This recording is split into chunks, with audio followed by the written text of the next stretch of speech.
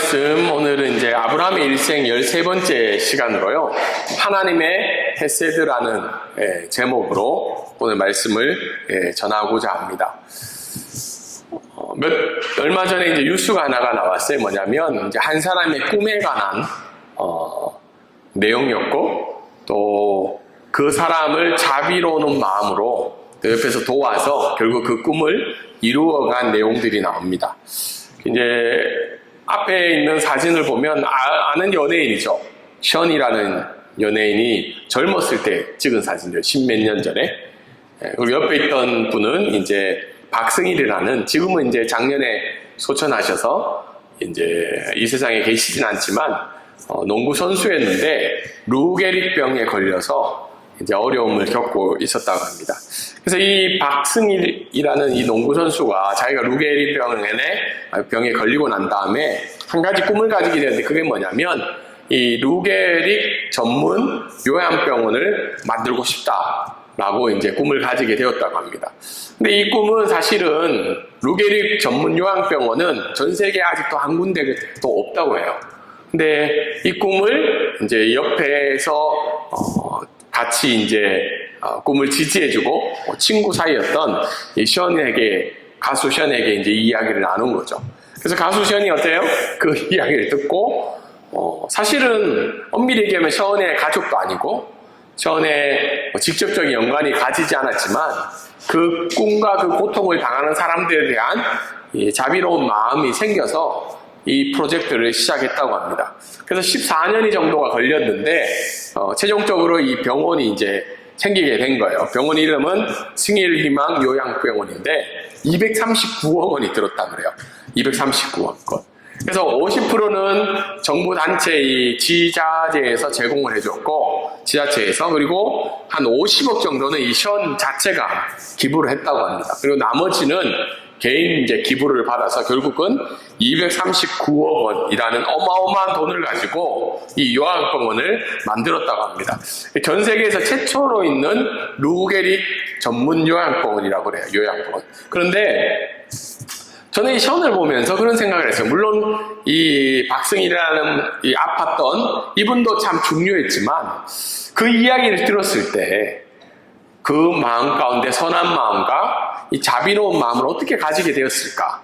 그리고 14년 동안 이 일을 진행하면서 자기의 재산을 뿐만 아니라 다른 사람에게도 그 마음을 호소하여서 결국은 이것을 마무리했다는 것을 볼 때 참 대단하다, 이런 생각을 한번 해보게 되었습니다. 그래서 이 시대에는 사실은 자비가 많이 없는 시대죠. 어쨌든 원칙과 때로는 어떻게 해요? 내로불람이라는 말을 많이 쓰죠. 자기에게는 굉장히 많은 자비가 있지만 다른 이에게는 자비가 없는 시대죠.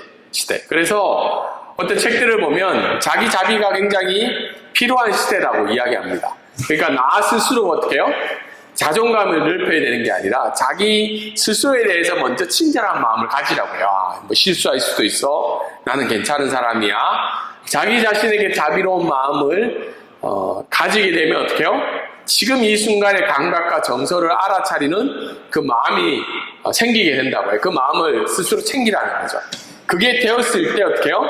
타인의 어려움과 아픔에 대해서 마음을 나눌 수 있는 선한 마음, 자비로운 마음이 생길 수 있다. 그래서 자기 자비라는 이 새로운 단어가 이 시대 가운데 생겨났다고 합니다. 혹시 자기 자비라는 마음을 들어보셨나요?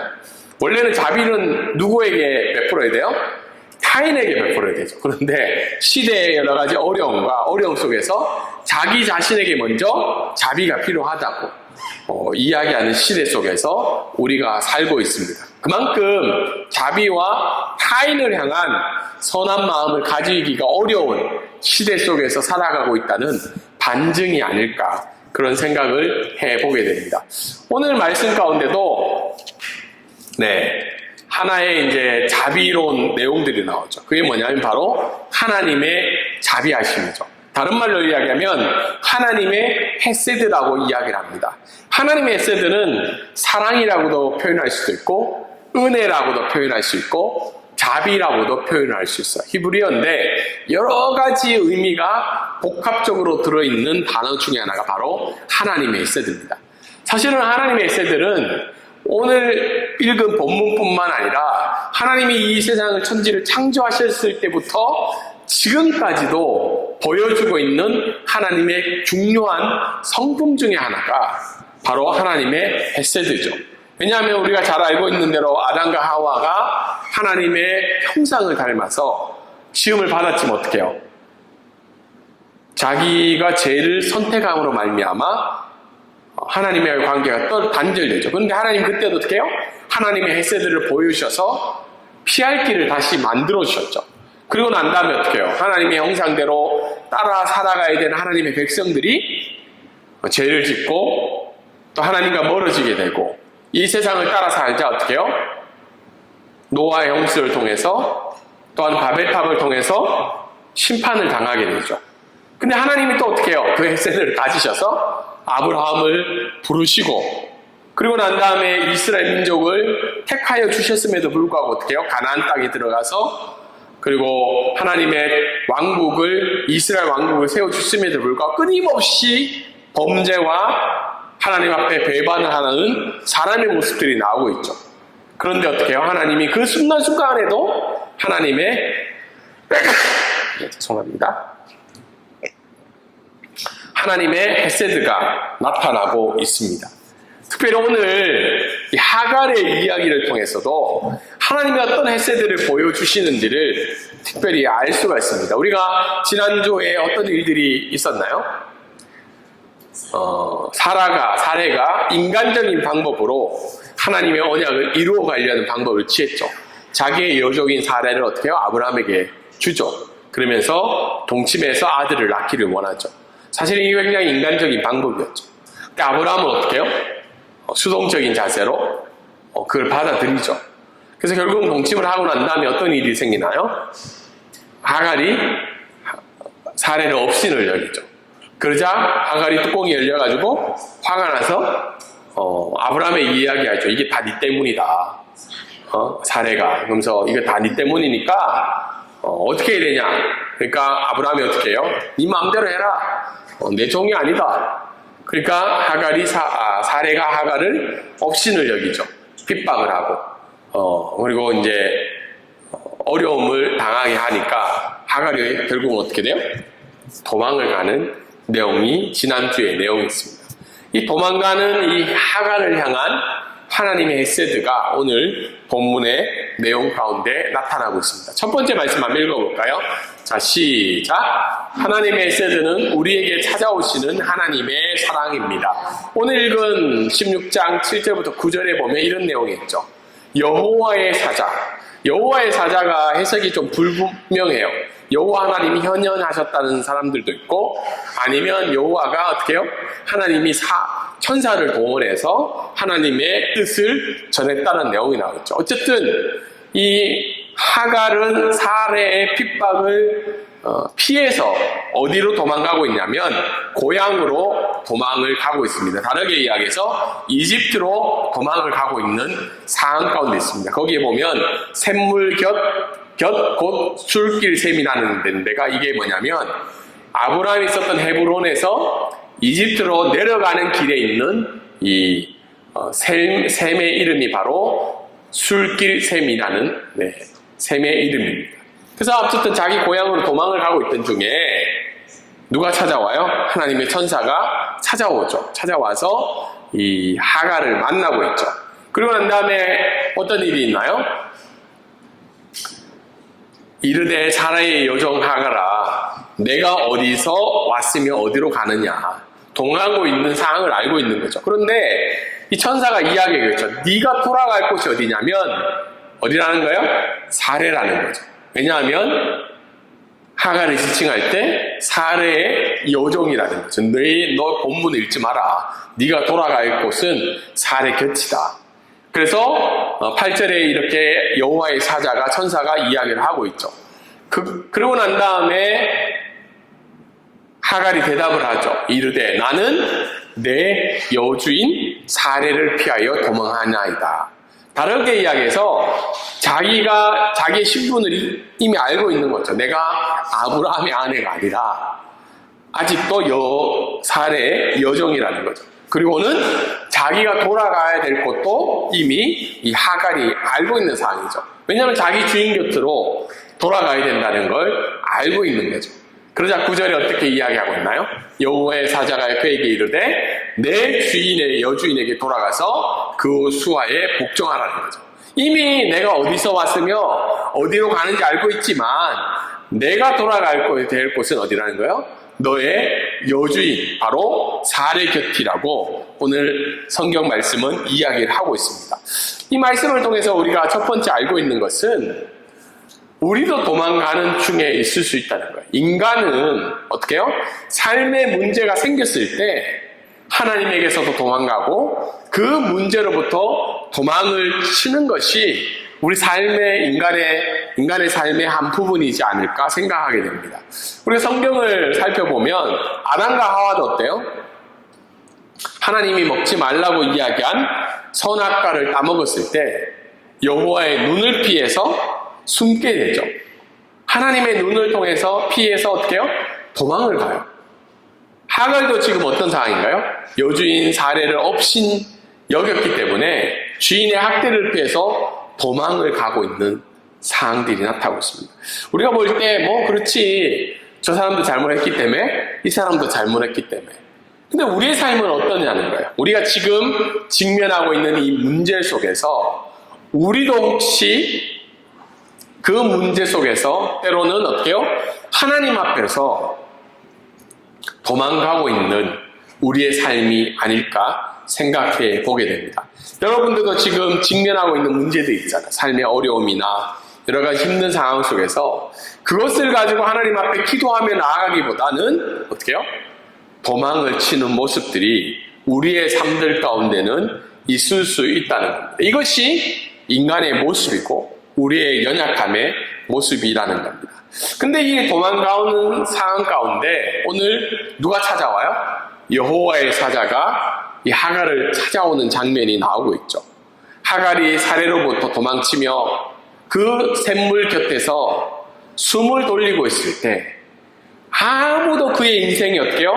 관심 가져주지 않고, 어쩌면 하갈의 도망에 대해서 아브라함이나 사레나 그가 데리고 있던 모든 사람들이 이 하갈에게 관심이 있었을까요? 사람들의 반응이 어땠을까요? 저 봐라 그래요. 주인한테 업심여기다가 잘됐다, 어쩔 수 없다, 내가 도와주고 싶지만 내 일이 아니다, 쟤 저러는 거 당연하지 않냐. 하갈의 상황을 보면 어쩌면 아무도 관심을 가지지 않는 가치 없는 사람 중에 한 명이 바로 하갈이었을까 생각하게 됩니다. 그런데 어떻게 해요? 하나님은 하갈이라 할지라도 도망치며 갈 곳 없는 그 여인을 찾아오고 있는 장면이 오늘 말씀 속에 있다는 겁니다. 동일하게 우리가 절망과 좌절에 주저앉았을 때, 특별히 우리가 어떤 문제 속에서 그것이 나의 문제로 인함이든 아니면 다른 사람의 문제로 내가 피해를 받든, 우리가 그 문제 속에서 절망과 좌절로 주저앉았을 때 누가 찾아온다는 거예요? 하나님이 찾아오신다는 겁니다. 저는 이 말씀을 보면서 왜 하갈에게 찾아갔을까? 하나님이. 여러분 같으면 하갈을 찾아가시겠어요? 아유, 잘됐다. 그래 쥐가 저랬으니까 당연한 거 아니냐. 근데 하나님의 시선과 눈은 하갈이라 할지라도 그 여인을 바라보고 계시고 그 여인에게 찾아가고 계신다는 겁니다. 동일하게 우리가 앞으로 살아가는 인생 속에서 우리가 절망과 좌절로 주저앉을 때가 많죠. 그렇지 않나요? 인생을 살아보면. 그런데 그 절망과 좌절 속에서 누가 우리에게 찾아와 사랑과 배려와 자비와 사랑을 베풀어 주냐는 거예요. 오늘 성경 말씀은 분명히 이야기해 주는 것이, 내가 이 세상으로부터 가치 없는 사람이라고 여김을 받을 그때에도 내가 사람들로부터 별 볼 일 없는 인생이라 평가받는 사람이라 할지라도 내가 너에게 찾아가겠다는 그 하나님의 말씀이 우리에게 보여주고 있습니다. 동일하게 어떻게 해요? 예수 그리스도의 인생을 살펴보면 이 땅에 인간의 모습으로 찾아오셨죠. 왜요? 예수님이 인간의 몸으로 오신 이유가 뭐죠? 찾아오신 이유가 뭐죠? 우리를 대신해서 십자가를 지시고 당신의 사랑을 보여주시기 위해서 찾아오셨다는 거예요. 근데 그 예수님께서는 요한계시록 말씀에 의하면 어떻게 있나요? 우리 한번 읽어보겠습니다. 요한계시록 3장 20절 말씀입니다. 시작. 볼지어다 내가 문 밖에 서서 두드리노니 누구든지 내 음성을 듣고 문을 열면 내가 그에게로 들어가 그로 더불어 먹고 그는 나로 더불어 먹으리라. 이 말씀은 이미 예수 그리스도를 믿고 신앙생활하는 교회였지만 하나님으로부터 떠나가 있는 그 교회를 향해서 하시는 예수님의 말씀이었습니다. 다르게 이야기해서 어떻게 해요?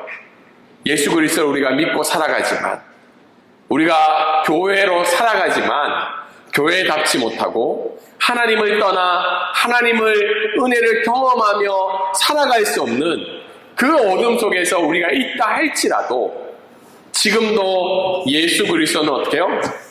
우리의 마음의 문을 두드리고 계시다는 거예요. 문을 두드리시면서 어떻게 해요? 내가 너와 함께 다시 먹고 마시고 싶다. 내게 있는 사랑과 그 은혜와 자비를 너와 함께 누리고 싶다고 지금도 우리의 문을 두드리고 계시는 그 예수 그리스도라는 겁니다. 그래서 하나님의 헤세드는 우리가 찾아가는 것이 아니라 지금도 우리에게 문을 두드리고 계시는 그 예수 그리스도를 받아들일 때 하나님의 헤세드가 나타난다는 겁니다. 두 번째 오늘 말씀을 통해서 우리 한번 읽어볼까요? 자, 시작. 하나님의 헤세드는 우리를 변함없이 살피시는 하나님의 인자하심입니다. 10절부터 16절까지 보면 여호와의 사자가 다시 한 번 더 이야기하고 있죠. 또 그에게 이르되 10절부터 12절은 어때요? 이 하갈의 미래에 대해서 예언을 하고 있죠. 내가 어떻게 될 것이다. 그리고 내가 낳는 그 아들에 대한 예언도 이야기를 하고 있죠. 근데 이스마엘의 이름이 뭐라고 이야기하고 있나요? 여호와께서 내 고통을 들으셨다라고 이스마엘의 내가 그 하갈이 낳을 아들에 대해서 이름을 지어주죠. 그리고는 어떻게 해요? 하갈이 집으로 돌아가고 난 다음에 아브라함에게 이야기하죠. 천사가 와서 내가 낳을 아들의 이름이 이스마엘이라고 했다. 그래서 결국은 어떻게 아브라함도 이스마엘로 이름을 짓게 되죠. 근데 이 이스마엘에 대해서 이야기하는데 긍정적인 내용도 있고 부정적인 내용이 있죠. 긍정적인 내용은 어떻게 해요? 수많은 백성을 자손을 가지게 될 거다. 긍정적인 내용이죠. 근데 11절 12절에 보면 어떻게 해요? 12절에 특별히 들나귀 같은 인생을 살 거다. 여기에는 긍정과 부정이 있다는 거예요.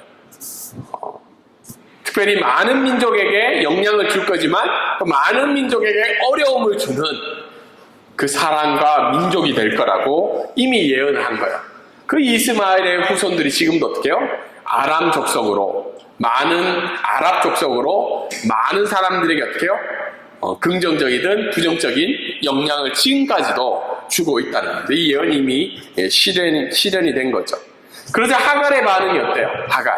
그 이야기를 듣자마자 13절과 14절에 하갈의 반응이 나오죠. 어떻게 반응을 하고 있나요?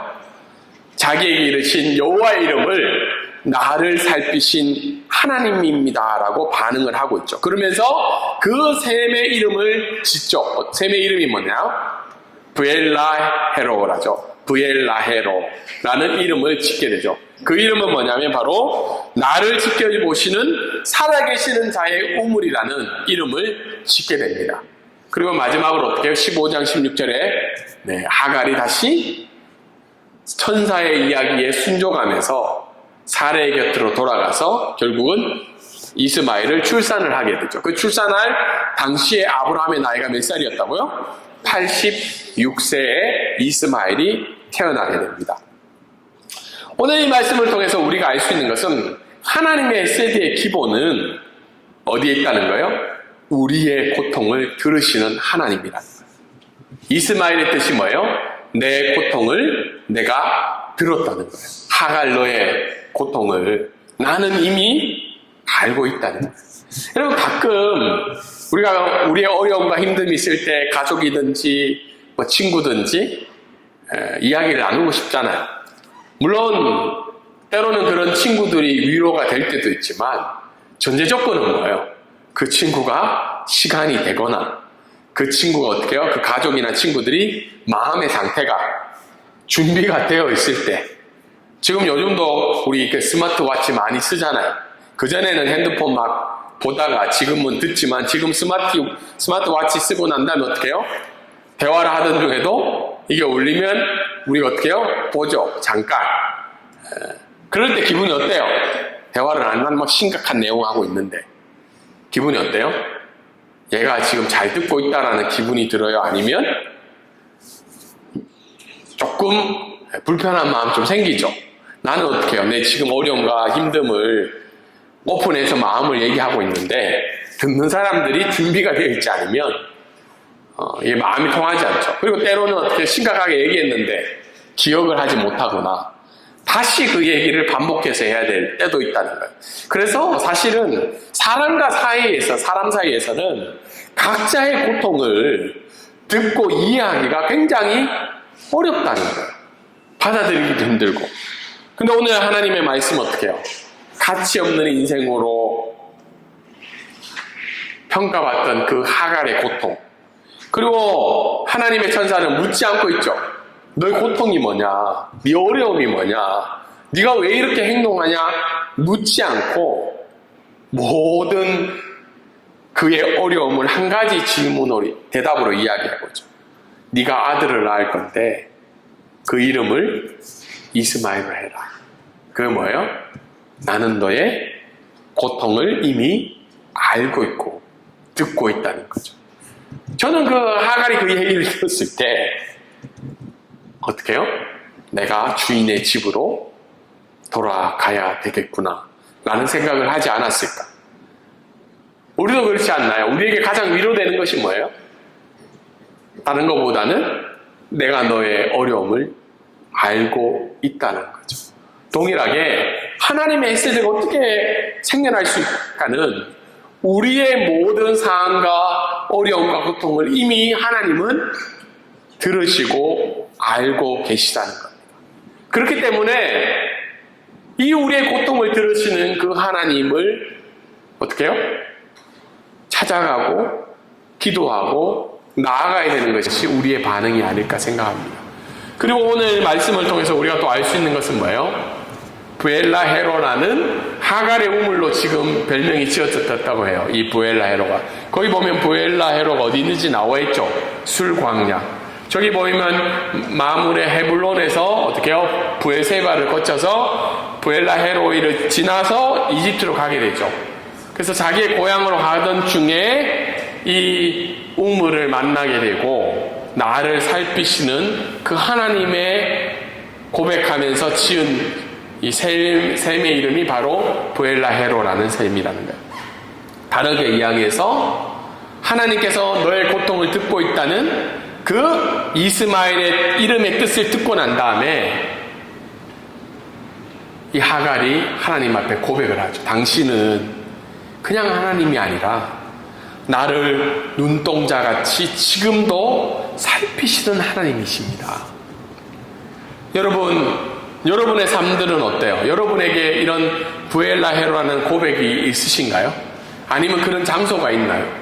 그 장소를 생각할 때마다 하나님이 지금도 나를 살피고 있구나. 저희 얘기를 잠깐 이야기를 하면 저희 아버지가 이제 사업에 망하셨을 때 제가 고등학교 때였죠. 사업에 망했을 때 지금도 기억이 나요. 이제 막 채권자들이 막 몰려오고 이제 사업이 망했으니까 회사가 부도가 났으니까 여러 가지 어려움이 있었겠죠. 그래서 어머니가 급히 단칸방 있는 그 월세방 연탄으로 하는 그 월세방으로 이사를 갔어요. 그리고 어머니가 할 수 있는 게 없잖아요. 사업이 망했으니까. 그래서 어머니가 그 단칸방이 있는 곳과 교회가 어릴 적 다녔던 그 교회가 한 200-300m 떨어진 곳이었어요. 그래서 어머니가 할 수 있는 일은 새벽마다, 낮마다 마음이 힘듦이 찾아올 때마다 그 예배당을 찾는 일이었어요. 찾아가셔서 어머니가 기도하시는 거예요. 엎드려 기도하면서 하나님 도와달라고. 그리고 사업에 부도가 났으니까 얼마나 많은 사람들이 우리 집에 찾아왔겠어요. 부도가 났으니까. 그리고 친척들이나 가까이 있는 사람들이 돌아볼까요? 안 돌아볼까요? 대부분 안 돌아오죠. 그럴 때 어머니가 눈물로 기도하며 있을 때 어머니가 얘기하셨어요. 기도할 때마다 하나님이 그렇게 위로를 해주셨대요. 내가 너의 눈물을 보고 있고 내가 너의 고통과 어려움을 이미 알고 있다. 사랑하는 딸아, 내가 너와 함께 하겠다고. 그래서 그 기간을 어머니가 이겨 나가셨다고 합니다. 그리고 아버지는 더 어려우니까 집에서 잘 못 오시잖아요. 쉽게 얘기해서 빚쟁이들이 찾아오기 때문에. 근데 어머니가 그 힘든 시기를, 그때 당시에 얘기를 들으니까 먹을 쌀도 없었다 그래요. 그 기도하고 나면 그 기도를 들으셨던 목사님이 쌀을 갖다 주기도 하고 주변에서 쌀을 죽여서 그 힘든 시간들을 이겨나갔다고 해요. 벌써 그게 한 20년이 넘었던 일이죠. 25년 전의 일들이니까. 제가 고2, 3학년 때 일이었으니까.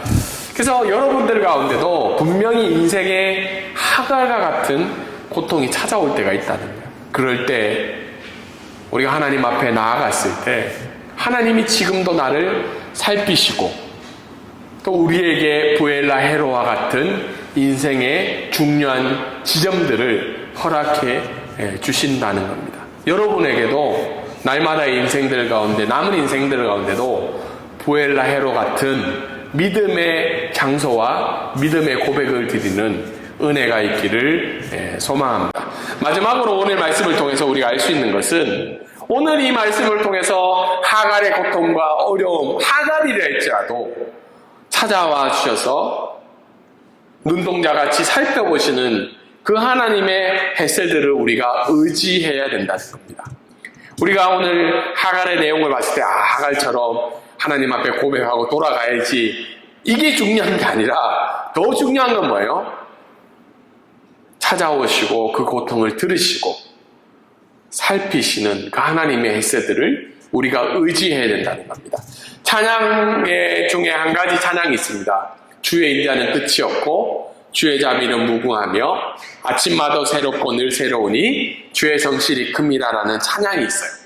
저도 가끔 마음이 힘들 때 이 찬양을 드리는데 왜 이 찬양을 드리냐면 이 찬양이 기록된 성경의 배경이 있어요. 그게 뭐냐면 바로 예레미야 애가의 말씀이에요. 오늘도 아침에 우리가 성경 파노라마를 했잖아요. 멸망해 가는 남유다를 향해서 예레미야 선지자가 하나님 앞에 고백드린 거예요. 그게 뭐예요? 여호와의 인자와 긍휼이 무궁하심으로 우리가 진멸되지 아니함이니라. 이것들이 아침마다 새로우니 주의 성실이 크시도소이다 고백을 하고 있는 겁니다. 사실 여러분, 멸망하는 남유다를 보면서 야, 이제 망했다, 하나님 언약 지킬 필요 있냐, 저렇게 우리가 어떻게 해요? 출애굽을 시작해서 가나안 땅을 거쳐서 다윗을 통해서 왕국을 세우고 솔로몬을 통해서 여호와의 성전을 지었지만 모든 것이 패망하는 그 남유다의 모습을 보면서 이 예레미야 선지자가 할 수 있었던 게 뭘까요? 하나님을 원망하는 걸까요? 야, 하나님 별거 없네, 다 끝났네, 저렇게 뭐 맨날 얘기만 하다가 우리 뭐 지켜주는 것도 없는데. 그게 아니라 어떻게 해요? 저 멸망하는 상황 가운데서도 예레미야 선지자를 통해서 어떻게 이야기해요? 70년 뒤에 내가 다시 회복시켜 주시겠다는 그 하나님의 인자와 자비를 의지했다는 거예요. 그래서 예레미야가 그 고백을 하나님 앞에 드리고 있는 거죠. 내 삶은 어떻게 해요?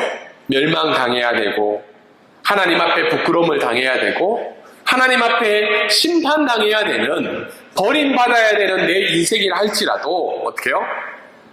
하나님의 헤세드는 지금도 나와 함께 하시다는 겁니다. 여러분, 어려움과 힘듦이 찾아올 때 때로는 사람들이 나를 향해서 별 볼 일 없는 인생이라고 지탄하며 손가락질하며 버려지는 인생이라 할지라도 하나님은 그러시지 않다는 거예요. 내 고통을 듣고 있고 지금도 나를 살펴주시고, 그렇기 때문에 어떻게 해요? 우리는 하나님의 햇새들을 날마다 고백해야 된다는 겁니다. 그래서 어려울 때 유튜브에 이 찬양 나와요. 주의 인자는 끝이 없고. 찬양하시면서 아람과 하한 때부터 보여주셨던 그 햇새들, 아브라함, 이스라엘 민족, 다윗 왕국, 북이스라엘, 남유다, 바벨론 포로, 그리고 예수 그리스도의 오심, 그럼에도 불구하고 유대인들이 멸망당하면서, 그렇지만 하나님의 햇새들은 흘러서 지금도 우리와 함께하는 그 하나님의 햇새들을 의지하는 저와 여러분이 되기를 주님의 이름으로 소망합니다. 그래서 오늘 말씀을 통해서 우리가 생각할 것은, 나에게 늘 찾아오시고 나의 고통을 들으시고 살피시며 오늘도 나의 마음의 문을 두드리고 계시는 그 하나님을 경험하기를 원하며, 특별히 끝없는 삶의 긴 고통의 터널이 찾아올 때가 있어요. 어떤 문제는 해결될 기미가 안 보여요. 수십 년 동안 나의 문제가 해결될 수 없다 할지라도 변함없으신 그 하나님의 햇새들을 의지하면서 이 한 주도 살아가시는 저와 여러분이 되기를 주님의 이름으로 소망합니다. 아멘.